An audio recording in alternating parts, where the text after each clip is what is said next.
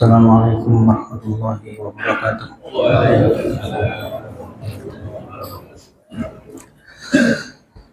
Innal hamdalillah nahmaduhu wa nasta'inuhu wa nastaghfiruh wa na'udzu billahi min shururi anfusina wa min sayyiati a'malina. May yahdihillahu fala mudilla lahu wa may yudlil fala hadiya lahu. Asyhadu an la ilaha illallah wahdahu la syarika lahu wa asyhadu anna Muhammadan abduhu wa rasuluh. Qala Allah Ta'ala fi kitabihil karim, ya ayyuhalladzina amanu taqullaha haqqa tuqatih wa la tamutunna illa wa antum muslimun. Hadirin bapak-bapak, ibu jamaah yang kami hormati, alhamdulillah kita bersyukur bisa kembali hadir dalam majelis ilmu kita.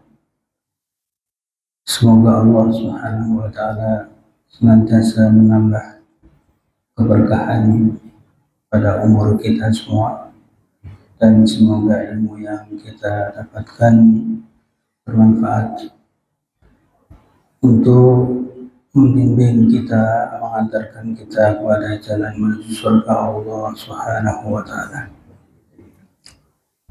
Jamaah yang dimuliakan oleh Allah, kita pagi ini akan menjelaskan yaitu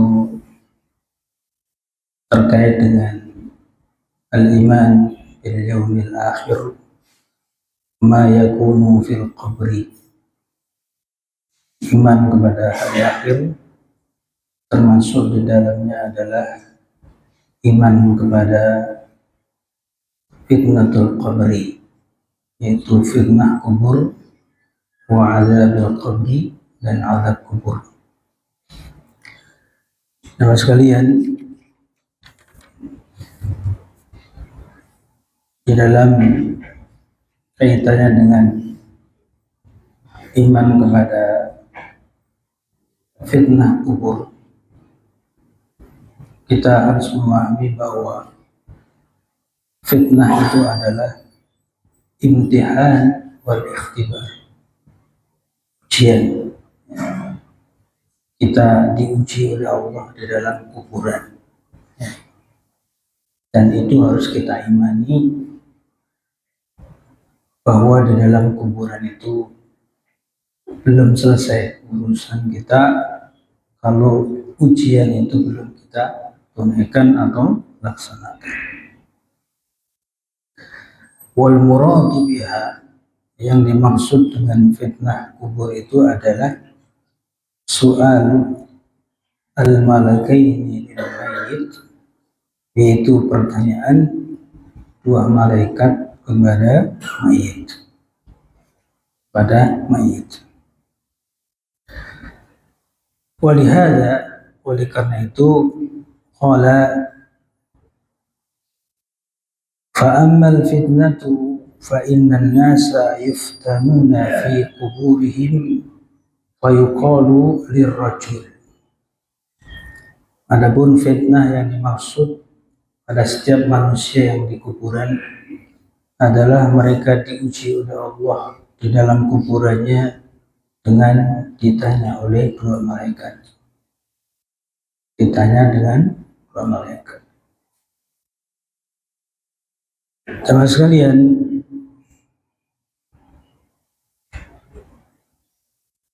wal imanu bi su'alil malakaini wajib. Iman dengan pertanyaan dua malaikat ini adalah hukumnya wajib. Wajib artinya tidak ada satupun di sini yang meragukan akan adanya ujian tersebut. Oleh karena itu, Rasulullah SAW selalu mengajarkan kepada kita doa yang selalu dibaca setiap habis tahiyat akhir. Allahumma inni a'udzubika min azabil qabri. Ya Allah, saya berlindung kepada Engkau dari azab kubur. Di dalamnya masuk fitnah. Teman sekalian, والإيمان بسؤال الملكين واجب لثبوته عن النبي صلى الله عليه وسلم, karena ada dalil yang menguatkan peristiwa tersebut dari Nabi Sallallahu Alaihi Wasallam. Fi ahaditha yablughu majmu'uha hatta tawatur. Hampir hadis-hadisnya itu adalah hadis-hadis yang derajatnya mutawatir. Wa yadullu ala dhalika al-Qur'an al-Karim fi qawlihi ta'ala, disebutkan juga di dalam Al-Quran Al-Karim di dalam surat Ibrahim. Sekali lagi, dalam surat Ibrahim ayat 27 Allah berfirman, yuthabbitullahu alladhina amanu bil qawli tsabiti fil hayatid dunya wa fil akhirah. Perhatikan teman sekalian, ayat ini menunjukkan bahwa Allah Subhanahu wa Ta'ala akan meneguhkan, mensabitkan keadaan seorang mukmin dengan keimanannya dan tauhidnya di dunia sampai di akhirat. Dikatakan oleh Allah, difirmankan di sini, yutsabbitullahu alladzina amanu.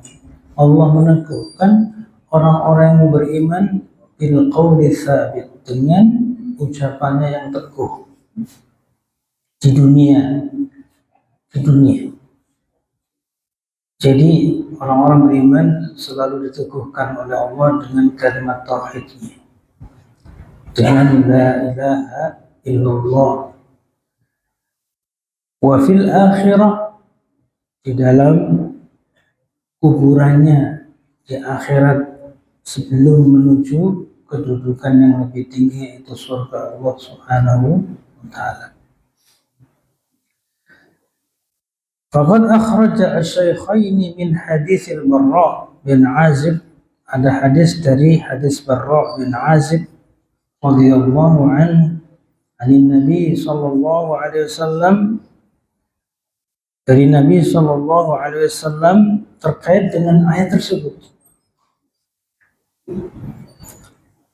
Ayat ini dikatakan oleh Abdullah atau hadis Al-Barra bin Azib diturunkan ketika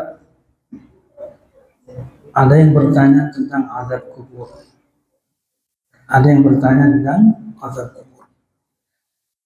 Maka disitulah fayuqalu lahu man rabbuka. Maka ditanya pada orang yang dalam kuburan si mayit, man rabbuka, siapa Tuhan? Di sini kalau ditanya siapa Tuhanmu, Rabbmu, kalau kita menjawab Rabbi Allah, Tuhanku adalah Allah Subhanahu wa Ta'ala, itu bisa. Untuk saat ini kita sanggup menjawab pertanyaan. Tapi jamaah sekalian, untuk mensabatkan kalimat ini, untuk meneguhkan kalimat kita seperti ini sampai di kuburan, itu butuh apa? Pengetahuan dan pemahaman. Kita di sini sebagai seorang mukmin yang tidak pasti ya, keteguhan kita ini berlangsung sampai mati apa enggak. Maka Rasulullah mengatakan dalam setiap doanya, ya muqarriban qulub tsabbit qalbi ala din. Tsabbit qalbi, teguhkan hatiku untuk bisa menjaga agama yang kita yakini ini sampai mati. Nah, oleh karena itu jamaah sekalian, Allah Subhanahu wa Ta'ala berjanji di sini. Janji Allah jelas. Allah akan teguhkan kita semua di sini dengan keimanan kita, keyakinan kita. Persoalannya di sini untuk meneguhkan seperti pahamnya tauhid yang saat ini kita yakini, butuh apa? Butuh perjuangan. korban. Di zaman sekarang ini, jemaah sekalian, kita ini banyak fitnah akhir zaman, ujian akhir zaman, untuk bisa bertahan dengan kalimat yang yang teguh, yaitu la ilaha illallah. Maka dikatakan wal qawlu tsabiti huwa kalimatut tauhid. Kalimat yang sabit, yang teguh di sini adalah kalimat tauhid. Di akhir penghujung hidup kita, kalau kita sudah bisa mengucapkan kalimat la ilaha illallah, ya, pasti ini yang kita harapkan semua bapak-bapak yang duduk di tempat yang mulia ini, ya. Kalau toh kita nggak sanggup mengucapkan, gimana?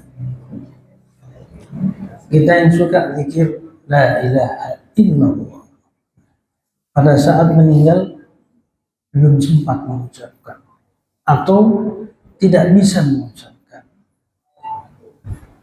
maka minimal kata Rasulullah SAW dalam hadisnya, man mata wa huwa ya'lam annahu la ilaha illallah dakhala jannah.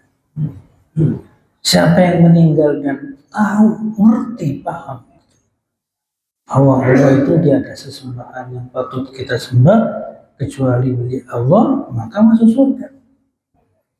Jadi ukurannya itu, jemaah sekalian, kadang kita tidak harus lafaz pada saat orang mati itu bisa. Mungkin Bapak nggak sempat di situ. Mungkin ada yang belum bisa, tapi dia paham waktu hidupnya bahwa hidup ini hanya lillah. Dalam setiap ibadah kita yang lakukan ini harus lillahi ta'ala.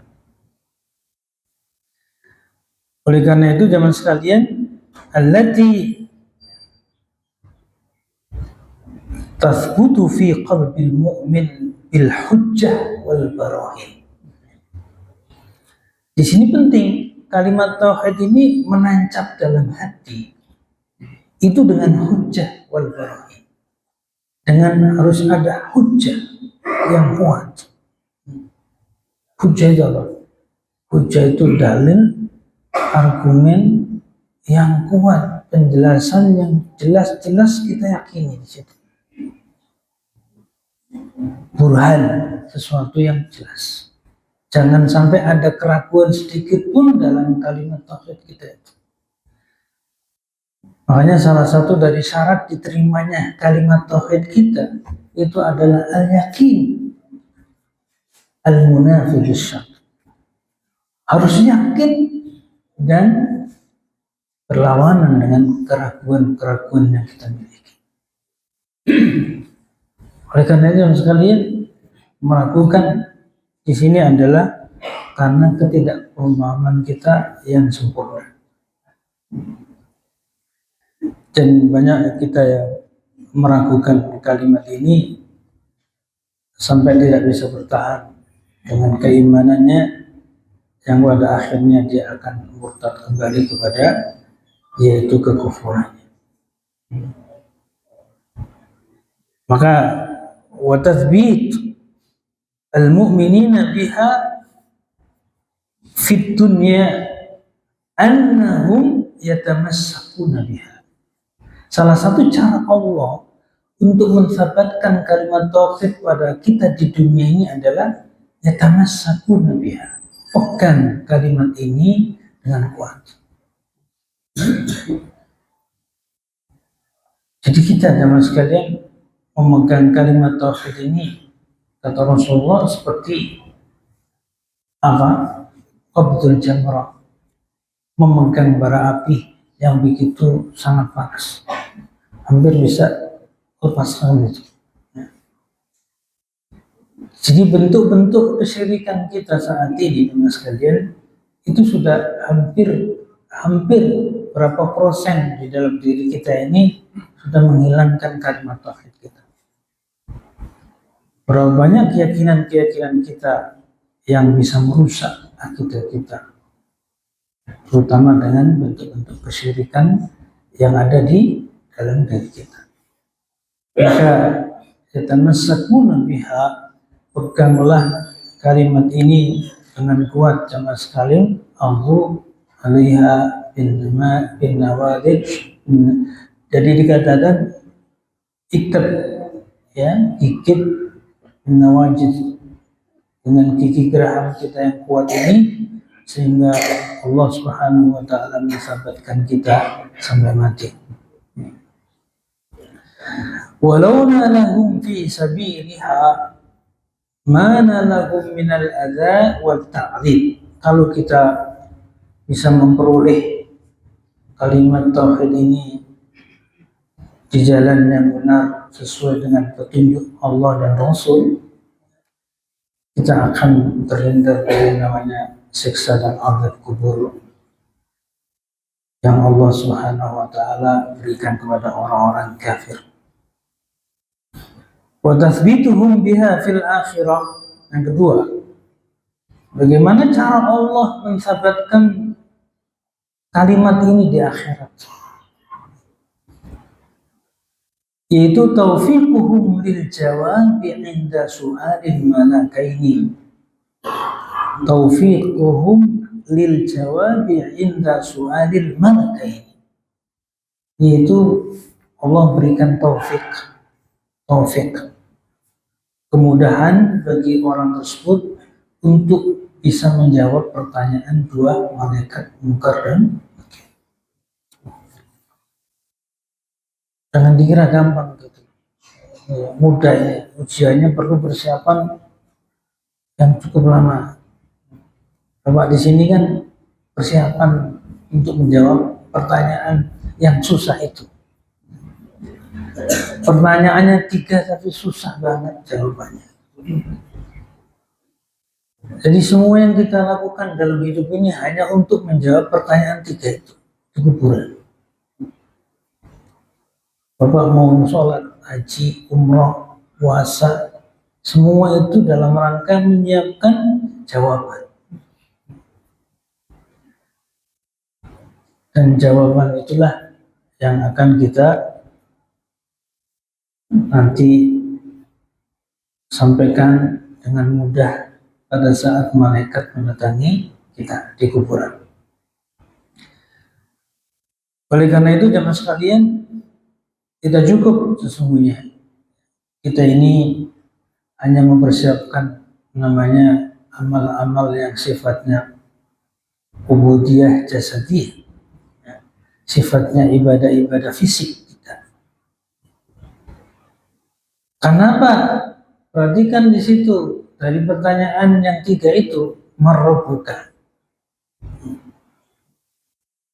Mungkin Bapak bisa melihat bagaimana saya bisa menjawab Allah itu sebagai Tuhanku atau Rabbku. Kalau di dunia sendiri masih ada menyimpang, menyelewengkan, memalingkan dalam ibadah kita itu untuk siapa? Untuk selain Allah, urusan dunia kita. Gak bisa orang bisa menjawab kalau di dalam hidupnya ini masih ada memalingkan dari setiap aktivitas hidup kita ini kepada selain Allah Subhanahu wa ta'ala. Paham ya? Insya Allah bisa menjawab kalau kita sanggup menjalankan apa yang Allah firmankan, qul inna sholati wa nusuki wa mahyaya wa mamati lillah rabbil alamin. Bisa jawab, bisa. Jadi kalau sudah endingnya hidup ini lillah itu nggak ada lelahnya kita, lillah. Apa saja aktivitas kita yang kita lakukan itu lillah. Tidak ada orang kesel, capek, mengeluh. Kalau lillah, makanya orang lillah nggak ada lelahnya hidup, hanya karena Allah.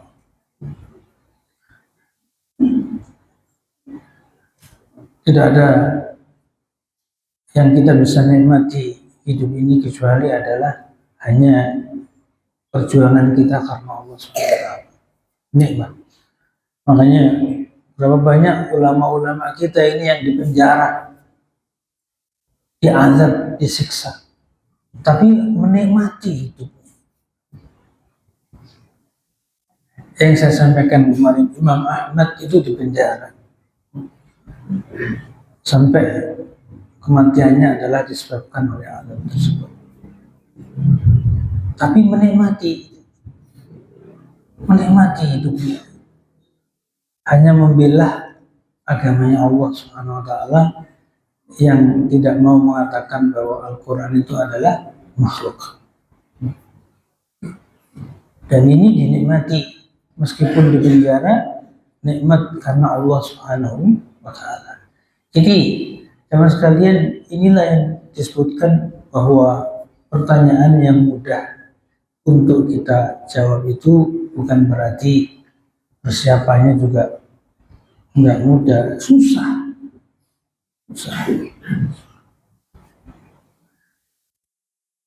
Kemudian yang kedua, kalau Bapak ditanya, coba madinuka, apa sih agamamu?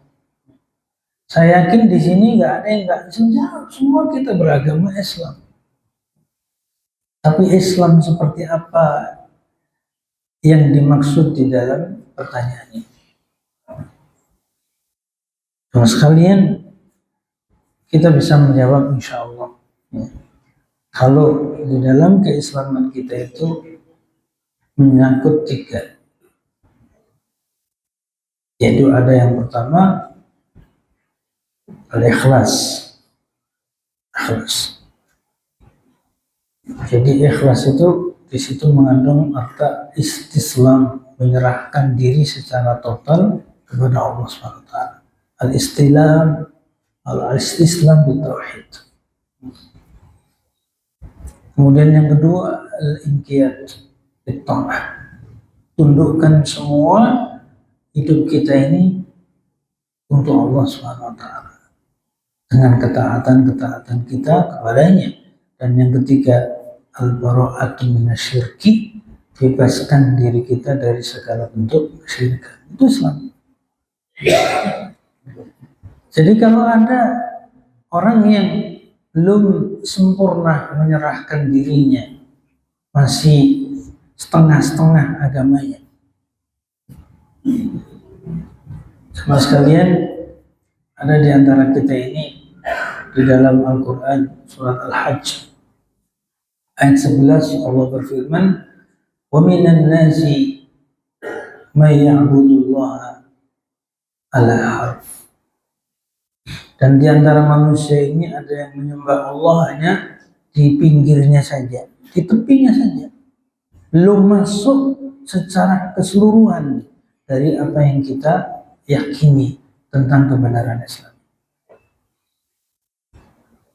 Ada seperti itu. Makanya di sini jawaban yang begitu mudah, agamaku Islam, tidak juga mudah ketika kita jawab di kuburan. Masih ada hal-hal yang perlu kita persiapkan kembali, terutama dengan ketaatan dan kebebasan kita dari bentuk-bentuk kesyirikan. Dan yang terakhir di situ adalah nabiyuka. Saya yakin nabi kita semua yang hadir di sini sama Muhammad SAW, itu pun sekali lagi sama sekalian butuh juga pemahaman yang utuh terkait dengan siapakah nabi yang harus kita teladani dalam hidup ini. Makanya dikatakan di dalam kitab Al-Aqidah ini, Al-Wasithiyah, wa qawluhu wa ammal murtab, adapun orang-orang yang ragu apanya?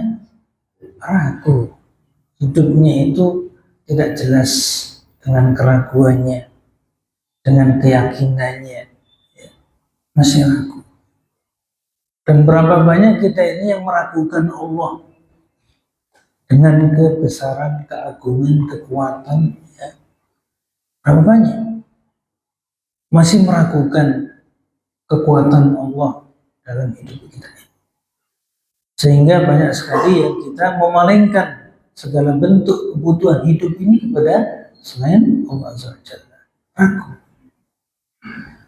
Maka ketika orang-orang yang ragu ini ditanya di kuburan, idza su'ila, ketika ditanya oleh malaikat dua tersebut, jawabannya cuma haha saja. Apa ini? Apa ini pertanyaan? Saya kok pernah dengar ditanya seperti ini, tapi saya nggak bisa ngucapin. Maka dikatakan ketika menjawab haha saja, dengan meragukan jawaban itu, la adri sami'tun nasa yaquluna syai'an faqultuhu. Saya nggak tahu. Saya pernah mendengar orang-orang hidup dulu di dunia mengatakan itu, tapi nggak bisa saya mengucapkan. Nggak sanggup. Apa yang saya harus ucapkan? Ya, dengan namanya Rabb, Nabi dan agama tersebut. Nah, jemaah sekalian, maka Allah Subhanahu wa taala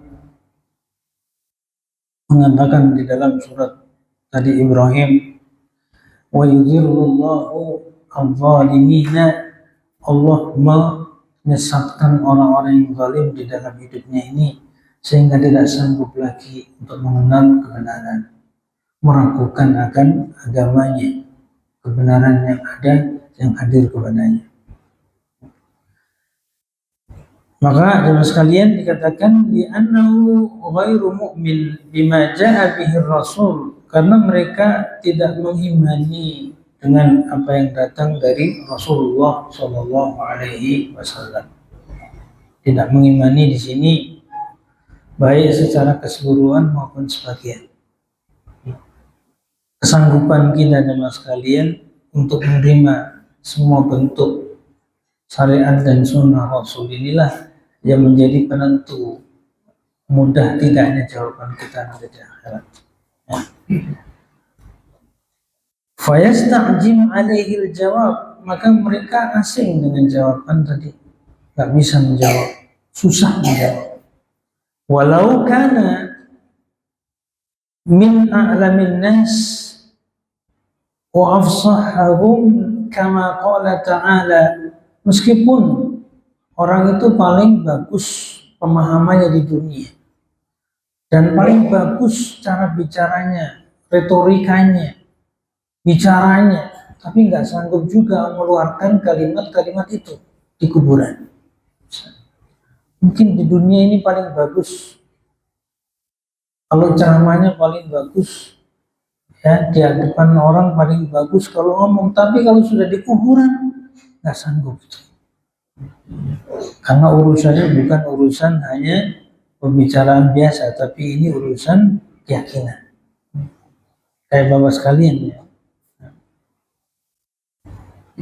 Kalau ngomong ya di depan teman-temannya itu lancar banget. Tapi kalau di depan forum begini nggak ada yang bisa diucapkan. Karena apa? Karena dia nggak menguasai maklumat, pemahaman yang akan disampaikan. Dia paham tapi nggak bisa mengucapkan. Tapi coba kalau ngomong biasa, ya pinter-pinter kalau ngomong kita di depan saudara kita sendiri. Tapi kalau sudah ngomong resmi, kita nggak sanggup. Artinya apa? Di sini butuh, ya. Bukan hanya kita bisa ngomong pada saat di dunia, tapi butuh bekal untuk mengerti, memahami, sehingga bisa mengungkapkan dengan baik dan benar. Dan itulah yang terjadi teman sekalian. Maka di situ fayudhrab bimirzabatin min hadidin, bimirzab, makanya dipukul dengan palu dari besi yang gede, yang besar. Tapi Bapak bayanginnya gimana palunya? Min hadid, ya, dari besi, palu besar. Wahiyal mitraqah al-kabirah, palu besar. Fayasihu sayhatan yasma'uha kulla syai'in ilal insan. Pas di palu dipukul itu langsung menjerit sekencang-kencangnya, sekeras-kerasnya. sampai ceritanya itu didengarkan oleh semua makhluk yang ada di sekitar kecuali manusia. Maka sekalian, kalau ada hewan yang loncat pada saat di sekitar kuburan, ingat bahwa di situ dia mendengarkan suara yang begitu keras dan ada yang disiksa oleh Allah Subhanahu oleh malaikat tersebut. Pukul. Kecuali manusia. Manusia di situ biasa-biasa aja, duduk di atas kuburan juga santai-santai aja, nggak denger. Ya. Maka dilarang kita sekalian untuk duduk di atas kuburan seperti hadis Bukhari, la taqudu 'alal qabri, jangan duduk-duduk di atas kuburan. Di situ saudara kita ada yang difitnah, diuji oleh Allah Subhanahu wa taala. Nah, jelas orang kafir ketika ditanya tadi hahaha saja, nggak bisa jawab, maka dipukullah dengan palu yang besar yang di situ langsung menjerit, ceritanya didengar oleh sekitarnya kecuali manusia. Tsumma bayyana al-hikmah, kemudian menjelaskan hikmahnya apa? Min adami sima'il insani laha. Apa hikmahnya manusia ini nggak bisa dengar? Apa hikmahnya manusia ini tidak diperdengarkan siksa kubur? Apa hikmahnya? Dikatakan di sini, walau sami'ahal insanu la sa'iq. Kalau seandainya manusia itu dengar pasti pingsan semua. Nggak ada yang nggak pingsan. La sa'iq.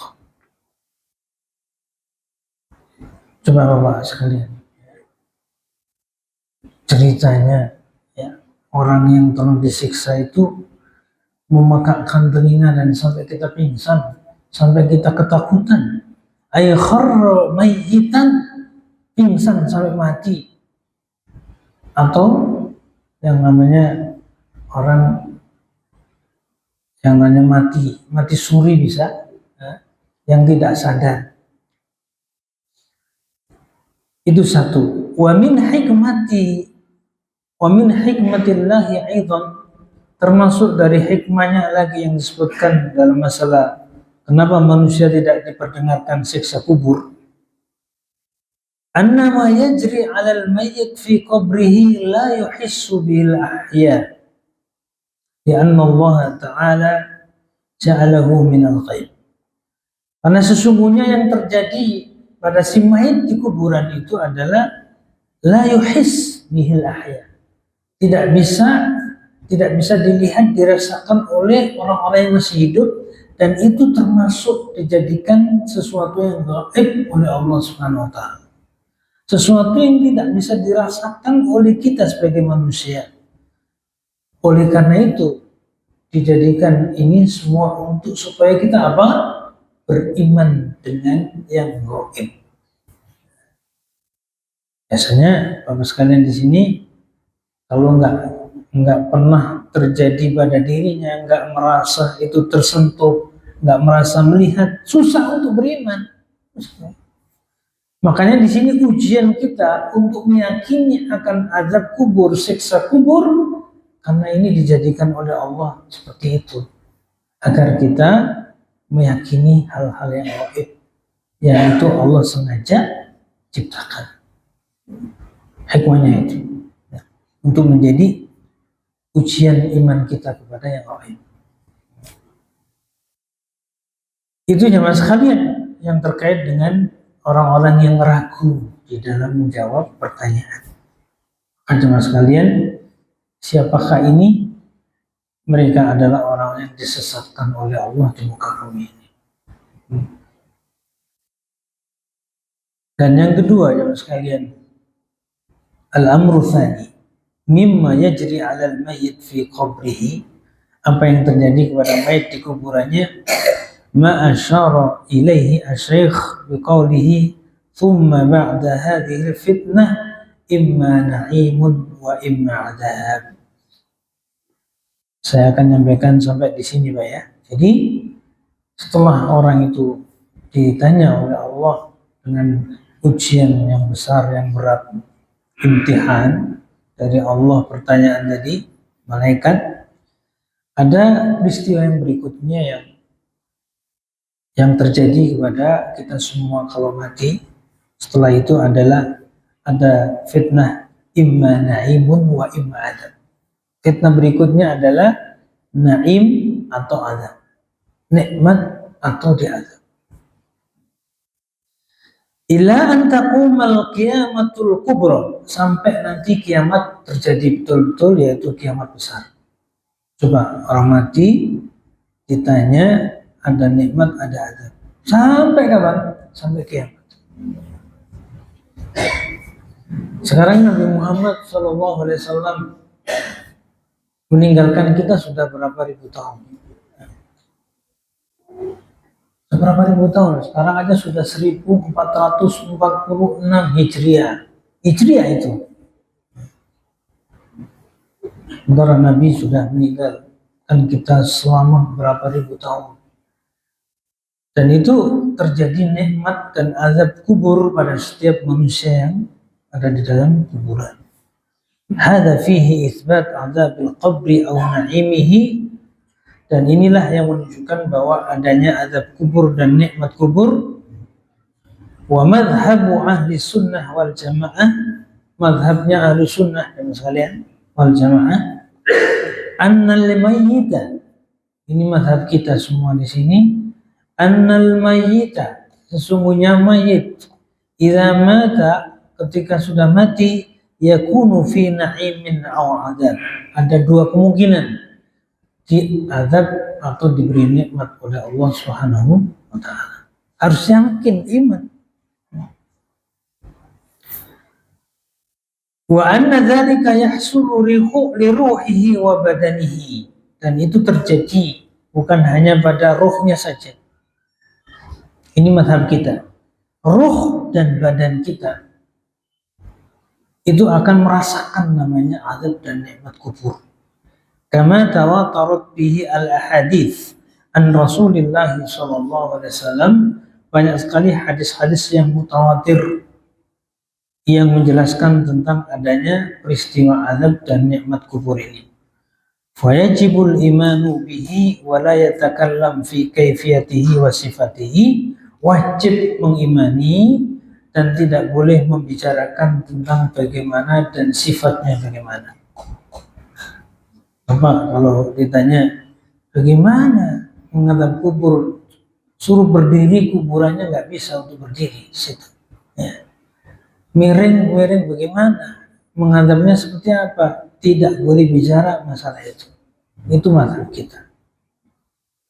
Masing-masing meyakini azab dan siksa atau nikmat, dan kita tidak boleh bertanya tentang kaifiatnya, bentuknya dan sifatnya. Lianna dzalika, kenapa demikian? La tudrikuhul uqul, manusia secara akalnya tidak bisa menemukan hal itu. Apa nggak bisa? Untuk mendapatkan hal-hal begitu itu nggak mampu kita. Bagaimana ya susah. Bayangkannya aja susah. Di kuburan disiksa itu kayak apa? Kalau tadi saya menyampaikan bahwa palu besar, gimana cara mukulnya mereka? Kita nggak bisa memberikan gambaran seperti itu, akal kita nggak sampai. Tapi yang jelas itu ada. Li'annahu min umuril akhirah, karena ini urusan akhirat. Wa umurul akhirati la ya'lamuha illallah, urusan akhirat tidak ada yang tahu kecuali hanya Allah Subhanahu wa ta'ala. Siapa Pak yang mengingkari azab kubur ini? Wa ankaru azabal qabri mu'tazilah. Orang yang mengingkari azab kubur itu adalah kelompok Mu'tazilah. Sampai sekarang. Orang-orang yang punya pemikiran Mu'tazilah nggak percaya azab kubur itu cuma imajinasi orang saja. Dan itu secara logika nggak masuk akal kita. Dan kalau sudah akal, ya Mu'tazilah. Jadi Mu'tazilah itu selalu menggunakan logika di dalam berpikir tentang agama kita ini. Kalau nggak cocok, ditinggal. Kalau nggak bisa sampai dalam logikanya, nggak percaya. Tapi Bapak di sini nggak boleh. Semua kita harus meyakini adanya azab dan siksa kubur dan fitnah kubur. Ya. Wa syubhatuhum fi dzalik. Apa syubhat mereka dalam masalah ini? Li'annahum la yudrikunahu wa la yarunal mayyit yu'adzab wa la yus'al. Satu hal sepele saja. Karena mereka belum pernah menyaksikan orang ditanya di kuburan dan diazab di kuburan. Enggak pernah melihat. Kalau tidak pernah melihat secara his panca indera, enggak perlu dipercaya. Dan ini banyak sekali sekarang kita yang model-model pemikiran Mu'tazilah. Ya. Maka jamaah sekalian, karena Rasulullah sendiri juga sudah menyatakan dalam hadisnya, ketika orang itu setelah dikuburkan selesai, rampung, beres, Rasulullah meminta kepada para pengantar jenazah. Apa kata Rasulullah? Istaghfiru li akhikum was'alu lahu tathbit fa innahu al yus'al. Itu Rasulullah. Langsung berdiri Rasulullah. Ya, setelah selesai kubur, berdiri dan menghadap ke para pengantar jenazah, istaghfiru li akhikum. Tolong mintakan ampun saudara kalian ini. Allahumma firlahu warhamhu. Ya. Kemudian yang kedua apa? Wassalu tathbit. Mintalah kepada Allah doa agar dia diteguhkan dalam kuburannya. Teguh. Apa kata Rasulullah? Fa'innahul an yus'al. Pada saat ini juga ditanya, suruh bantu doa supaya bisa menjawab pertanyaan. Dan ini jemaah sekalian perlu kita belajar. Ya. Jadi kita ini bantuan doa itu juga dibutuhkan oleh si mayit. Jadi mayit itu ada dalam satu riwayat yang mengatakan yu'adzabu bibukai, ya, al-hayy, bisa diazab karena tangisannya orang yang masih hidup, bisa. Nah, bisa diangkat azabnya karena doa anaknya, bisa. Makanya masih diperlukan, ya, untuk si mayat ini doa kita sebagai orang yang masih hidup.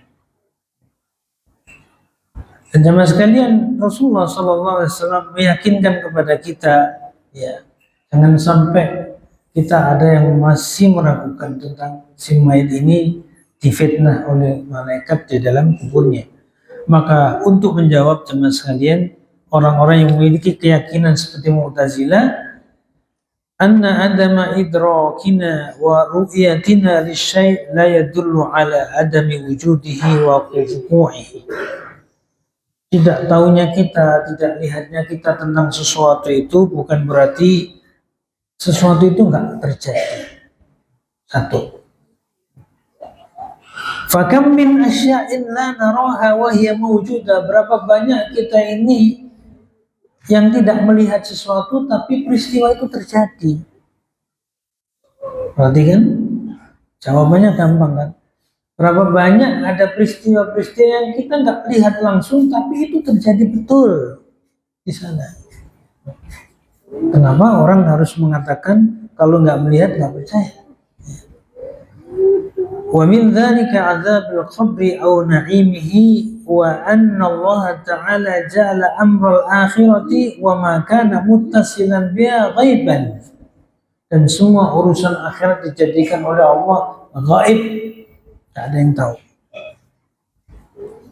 Betul Pak ya? Semua urusan akhirat dijadikan oleh Allah gaib. Tidak ada yang tahu. Apakah Bapak tidak percaya? Alif Lam Mim. Dzalikal kitabu la raiba fihi hudan lil muttaqin alladzina yu'minuna bil ghaib. Orang yang bertakwa itu adalah orang yang beriman dengan yang gaib. Tidak bisa melihat tapi kita yakin dan iman itu gaib. Bapak di sini pernah ketemu Rasulullah enggak? Pernah ketemu sahabat Rasul nggak? Nggak ketemu. Tapi kenapa beriman? Itu orang beriman. Jadi tidak adanya yang kita lihat di depan kita bukan berarti tidak terjadi. Ya. Karena Allah jadikan urusan akhirat itu semua gaib, harus percaya. Maka dikatakan wahajabuha wahajabuha an idrak al-ukul fi hadhihi dar, dijadikan manusia tidak bisa untuk membaca, melihat dengan akalnya, li tamiz, untuk membedakan alladzina yu'minuna bil ghaib min ghairihim wa umuril akhirah la tuqasu bi umur dunia. Untuk bisa membedakan orang-orang yang beriman dengan yang gaib dan yang lainnya itu dan urusan akhirat. Tidak bisa disamakan dengan kita urusan-urusan dunia kita. Nggak bisa. Kalau urusan dunia masih bisa dicari, peristiwa-peristiwa yang kita nggak lihat kita cari bisa. Tapi kalau kuburan, Bapak mau gali kuburan juga nggak ada api di dalamnya. Siapa bilang ada ceritanya katanya pas gali kuburan di situ ada api berkobar? Nggak ada ceritanya. Bapak akan melihat seperti apa di kuburan. Katanya dipukul nggak ada juga suara apa-apa. Katanya jenjerit nggak ada juga. Ya memang nggak ada. Itu gaib. Sampai begitu Pak. Ada yang sampai nggak percaya digali kuburannya untuk membuktikan bener nggak sih ada siksa kubur. Yang ada itu ambil kalungnya orang yang di situ yang mati, ya, karena ada orang mati bawa kalung, ya. Bisa digali itu, tapi kalau untuk mengetahui yang terjadi itu apa, bohong ya. Kalau ada orang cerita-cerita itu jangan dipercaya, katanya ada yang mendengar suara ini, mendengar suara itu, lihat ada api di dalam situ, bohong. Ya. Dan itu kenapa nggak bisa dikiaskan urusan begininya dengan urusan dunia kita. Itu jamaah sekalian. Oleh karena itu jamaah sekalian, yang terakhir, azab kubur itu ada dua macam. Wa azabul qabri ala nau'aini, azab kubur itu ada dua macam. Macam pertama, an-na'ul awal azabut ta'im. Azab yang terus menerus sampai hari kiamat. Tidak berhenti itu azab. Bayangkan, dia azab terus. Wa huwa azabul kafir. Inilah azabnya orang kafir. Seperti Fir'aun. Di dalam surah Ghafir ayat 46 Allah berfirman, "An-naru yu'raduna 'alaiha ghuduwwan wa 'ashiyya." Keluarganya Fir'aun itu, yang Fir'aun dan teman-temannya Fir'aun itu akan selalu ditampakkan di depannya api neraka di kuburan itu sampai pagi, sore, petang, malam, terus sampai kiamat. Bayangkan setiap hari lihatnya api neraka terus, nggak berhenti itu sampai kiamat. Dan itu namanya azabud daim, azab yang terus menerus dan berlangsung sampai kiamat tiba. Nah, yang kedua, masalah yang terakhir di sini an-nau'utsani, macam kedua yakunu ila muddatin. Azab yang hanya ila muddah, pada waktu-waktu yang dibatasin. Tsumma yang qati, kemudian berhenti. Jadi ada diazab kemudian tiba-tiba berhenti. Tapi nggak ada riwayat yang mengatakan azab kubur itu berhenti kalau sudah masuk Ramadan, nggak ada. Biasanya kan orang mengatakan kalau azab kubur itu berhentinya pada saat Ramadan masuk. Enggak, azab kubur tergantung dari bagaimana kondisi pada saat orang itu. Makanya ada wa yakunu ila muddatin, pada saat muddah, waktu-waktu tertentu, tsumma yanqati, kemudian berhenti. Berhenti ketika doanya anak berhenti. Allahumma firli wa liwalidayya. Berhenti nih. Jadi doanya anak ini selalu ditunggu sama orang tua yang meninggal. Agar apa? Allah berhentikan, Allah bebaskan azab itu dari kuburannya. Makanya mas kalian kadang-kadang kita nggak mikirin apa? Bagaimana yang menolong kita di kuburan itu nggak dipikirin sekarang. Ya. Yang dipikirin di dunia aja. Saya kepingin punya anak, nanti doain saya pada saat mati gimana caranya itu. Sekarang anak-anak itu pada lalai doain orang tuanya. Doakan orang tuanya semoga diampuni dosanya. Ya. Maka di situ berhenti. Wa huwa azabu ba'dil usah, yaitu azabnya orang-orang yang bermaksiat minal mu'mini, dari orang-orang beriman. Yang berzina, yang mencuri, yang minum khamr, yang berjudi, usah, orang-orang maksiat. Jadi ada waktu yang ditentukan oleh Allah untuk memberhentikan azabnya ini. Fayu'adzab bihasbi jurmihi thumma yukhaffif anhu. Diadab sesuai dengan dosa-dosanya, kemudian diringankan oleh Allah. Waqad yang qati'u, sekali lagi ini, waqad yang qati'u, terkadang berhenti anhul azab, azab tersebut bisa babi du'ain, dengan sebab doa, au sodaqotin, dengan sebab sodakoh, au istighfar, dengan sebab istighfar. Nah, tiga ini yang disiapkan, Pak.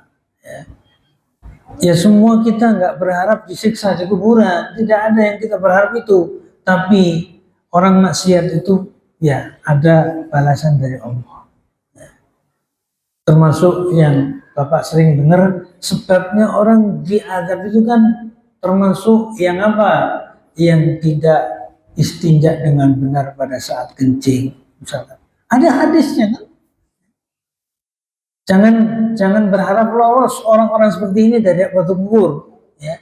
Yang selalu ada mutanazzuh minal bauli, tidak membersihkan istinjanya dengan benar ketika dia buang air kecil atau besar. Dan ini banyak terjadi, ya. Ada yang nggak pakai air, misalkan. Tanazzuh itu apa? Mensucikan dengan benar istinjanya. Dan kalau seperti ini terjadi, Bapak, dipastikan karena hadis dari Rasulullah, sebabnya orang diadab. Insyaallah jamaah sekalian dipahami ya, masalah begini, meskipun ada sedikit ya meremehkan sebagian kita ini, uangnya kecil ya, nggak ada istinja dengan benar. Para sopir-sopir ya, kalau lagi kebelet ya cari tempat yang aman. Cari ada toilet yang ada airnya, ya. Jangan sampai kita sembarangan. Kemudian yang kedua yang menyebabkan kita mendapatkan azab adalah an-namimah. Ya. Namam itu orang-orang yang selalu menyebarkan adu domba. Dan insya Allah siap-siap di antara kita ini yang ada yang ahli namimah, yang suka mengadu domba saudaranya sendiri, pasti diazab oleh Allah di kuburan. Pastinya karena ada hadisnya. Dan sesuatu yang seperti ini harus dijauhi. Dan ketika orang tersebut mendapatkan azab, maka ada yang namanya keringanan dari doa-doa orang yang masih hidup. Maka jamaah sekalian, doakan orang-orang tua kita, ya. Kemudian sedekahnya juga bisa untuk menjadi tameng dari azab kuburnya, dan istighfar yang ada ini juga menjadi penyebab berhentinya siksa dan azab kubur. Saya kira itu jamaah sekalian yang bisa saya sampaikan pada kesempatan pagi hari ini. Dan ini adalah bagian dari ilmu yang terkait dengan akidah, keyakinan kita sebagai seorang yang beriman.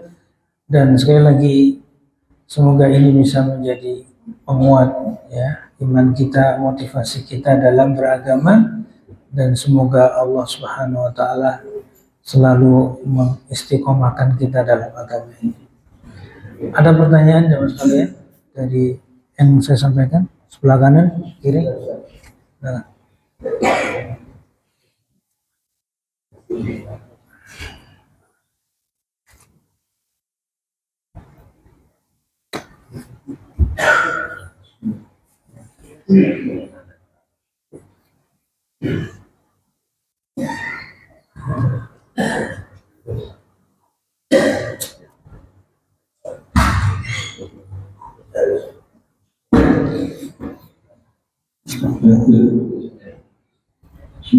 Assalamualaikum warahmatullahi wabarakatuh. Allahumma shalli ala sayyidina Muhammad. Ustaz, barusan saya mengatakan bahwa itu semua alam baik tidak bisa dilawan.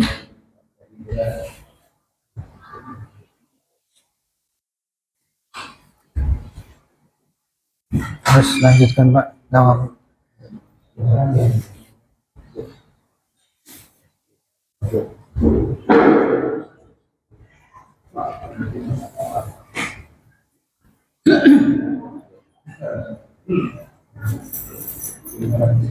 Kedengaran?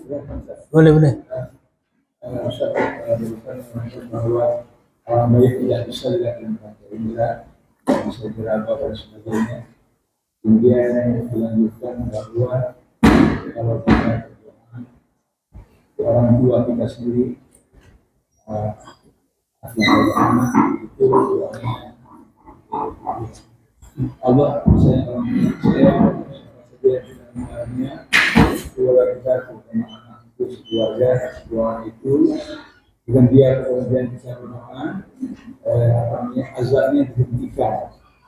Nah, yang jadi pertanyaan dihentikan kalau puasa bilang ada itu kalau berita bahwa bulan puasa itu diazab. Nah, berapa lama itu Ustaz diazab diberhentikan kita kepada anak kita? Satu lagi Ustaz, saya dengar Ustaz Hidayat ceramahnya Ustaz Hidayat bahwa orang yang berbaik sesama teman setiap di sini dia bertemu karena Allah, berpisah pun karena Allah. Kenapa istimewa sekali saja? Itu nanti di hari kiamat Allah sendiri yang memanggil orang tersebut, tidak perlu azab diazab untuk ditempatkan di arsy Allah.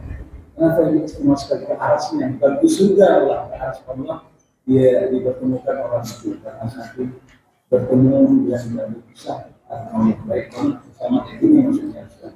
Istimewanya ini apa demikian? Berapa nggak orang haji yang sholat tahajudnya itu aja. Terima kasih. Assalamualaikum. Ya, ini pertanyaan yang cukup banyak. Dari penjelasan tadi yang saya sampaikan, pertama adalah disebutkan kenapa semua urusan gaib yang kita harus yakini itu harus betul-betul dengan pemahaman. Jadi artinya apa? Urusan-urusan gaib sama sekalian itu perlu pemahaman sehingga keyakinan kita lebih mantap. Paham bahwa ini adalah urusan yang hanya Allah yang tahu. Satu. Kemudian yang disebutkan tadi, sampai berapa lama? Saya nggak bisa menyampaikan ya berapa lama itu berhenti. Maka disebutkan dalam kitab pun ila muddah. Muddah itu sesuai dengan waktu yang ditentukan oleh Allah. Nggak bisa 1 jam, 2 jam, 1 hari, 2 hari, nggak ada penjelasannya itu. Ya itu nggak dijelaskan dengan rinci berapa harinya, berapa jam. Tapi diberhentikan sementara. Teman sekalian, ini jangan dikhawatirkan. Ini adalah untuk orang-orang yang betul-betul ya nggak punya bantuan sama sekali hidupnya. Nggak punya bantuan dalam arti banyak sekali yang membantu kita untuk terbebas dari azab kubur. termasuk tadi sodakotun. Ya. Sodako ini dikatakan jariyah. Jariyah itu kan mengalir. Ya. Kalau Bapak punya apa wakaf, ya, masjid, madrasah, terbantu di situ mengalir terus. Kalau orang dikirim pahala kan udah terus menerus. Kemudian doa anaknya terus menerus, ilmunya manfaat terus dikirim, akan membebaskan, meringankan, bahkan menghilangkan siksa itu. Nah, kan enak kan? Jadi jangan berpikir saya disiksa berapa hari, ya. Nanti berhentinya kapan, repot gitu. Bapak akan mikir itu terus. Ya. Tapi kalau kita berpikirnya persiapan kita untuk mendapatkan keringanan dari amal kita di dunia ini, kan jelas Pak ya, ada 3 ya. Rasulullah bersabda, yang kita punya anak soleh, sedekah jariyah, ilmu yang manfaat. Maka mohon maaf saya nggak bisa karena memang nggak ada yang menjelaskan berapa harinya atau berapa jamnya. Kemudian yang ditanyakan tadi, doa dari semua anak-anaknya, ya, itu dipastikan connect, ya, connect. Terus kalian, doa anak ini yang ditunggu karena ini ada konektivitasnya langsung. Ya. Kalau doa bapak-bapak di sini kan ya tambahan saja. Ya. Meskipun ada dalilnya, Allahumma gfir lil muslimin wal muslimat wal mu'minin wal mu'minat al ahya minhum. Bapak ditunggu juga doanya. Ya. Maka Rasulullah mintanya bukan kepada anaknya saja, istaghfiru li akhikum, mintalah doa, dimohonkan ampun kepada saudara kalian mukmin ini, semuanya kita. Makanya sering-sering kita berdoa pada orang tua kita, keluarga kita yang meninggal. Dan yang kedua, apa istimewanya nanti orang-orang yang cinta karena Allah dipanggil ala ru'usyil khalaiq, ya, dipanggil di depan semua makhluk yang ada pada saat itu, orang-orang yang di dunia ini saling mencintai karena Allah SWT. Karena ini susah Pak, susah. Orang cinta karena Allah itu nggak mudah. Jadi Bapak di sini duduk di sini belum tentu mendapatkan namanya al-hubbu fillah wal bughdu fillah. Cinta karena Allah, benci karena Allah. Belum tentu. Karena cinta kita ini ada motivasinya. Motivasi yang kita bangun agar kita selamat nanti di akhirat ketemu adalah cinta fillah karena Allah Subhanahu. Dan duduk kita di sini adalah duduk yang bareng, tapi belum tentu hati kita bisa satu dan sama. Maka yang dimaksud di situ adalah istimewanya adalah ketika bisa mengiramakan yang sama dalam hatinya untuk cinta kepada Allah, disitulah Allah cinta kepada hamba tersebut. Maka saya menyampaikan ya, dalam suatu hadis yang mungkin Bapak sering dengar, ada orang yang berziarah ke rumah saudaranya. Perhatikan, ziarahnya itu bukan karena urusan dunia Pak, bukan urusan dunia, nggak mau utang uang, nggak mau bayar hutang, ya, nggak mau masalah untuk urusan bisnis, nggak, tapi betul-betul diawasi oleh malaikat, fa'arsadahullahu malakan ala madrajatihi. Bagaimana orang yang dicintai oleh Allah ketika berkunjung ke saudaranya. Apa? Urusannya adalah ana uhibbuhu fillah, saya cinta dia karena Allah. Mau nggak Bapak? Ya. Seperti itu di dunia ini. Nanti akan diistimewakan oleh Allah 2 orang ini. Sampai di Surabaya pun dia masih sanggup untuk menemui karena Allah SWT. Ada nggak seperti itu? Bapak kalau sudah berteman, kalau urusan kepentingannya sudah selesai, selesai. Tapi ini bukan itu. Dan itulah yang menjadi istimewa ketika Bapak bercinta karena Allah dan benci karena Allah. Bukan hanya cintanya Pak, tapi bencinya juga. Kalau nggak benci karena Allah, nggak bisa. Maka benci kita karena Allah. Maka teman sekalian, saya pernah menjelaskan mungkin dalam hadis juga ada namanya Salman bin Al-Farisi, ya kan? Yang berkunjung ke rumah saudaranya sebulan penuh jalan kaki demi menemui saudaranya sesama muslim, namanya Abu Darda. Irak sama Sam itu kan jauh Pak, tapi bisa jalan kaki. Ini cinta karena Allah. Bapak di sini bisa nggak? Jangankan satu bulan, rumah tetangga yang dekat-dekat aja jarang kita untuk bisa berziarah. Bagaimana mencintai? Susah ya. Makanya yang dikatakan dalam hadis itu 7 golongan yang akan mendapat naungan itu. Itu kan salah satunya adalah 2 orang yang saling mencintai karena Allah. Yang nanti kita coba Pak ya. Coba kita bicara masalah cinta ini.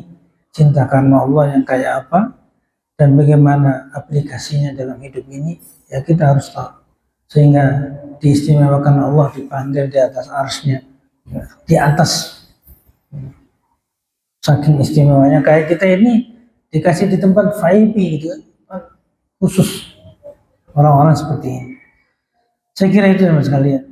Ya, bayangkan seperti ini sebenarnya nggak mudah. Mudah-mudahan kita juga punya teman yang seperti ini, cinta karena Allah, benci karena Allah. Tidak sebatas kita cinta di masjid, ya. Nanti keluar kita nggak ada lagi cintanya kepada Allah SWT. Allah alam bisawab. Saya kira cukup waktunya. Mudah-mudahan bermanfaat. Kurang lebihnya mohon maaf. Subhanakallahumma wa bihamdika asyhadu an la ilaha illa anta astaghfiruka wa atubu ilaik. Assalamualaikum warahmatullahi wabarakatuh.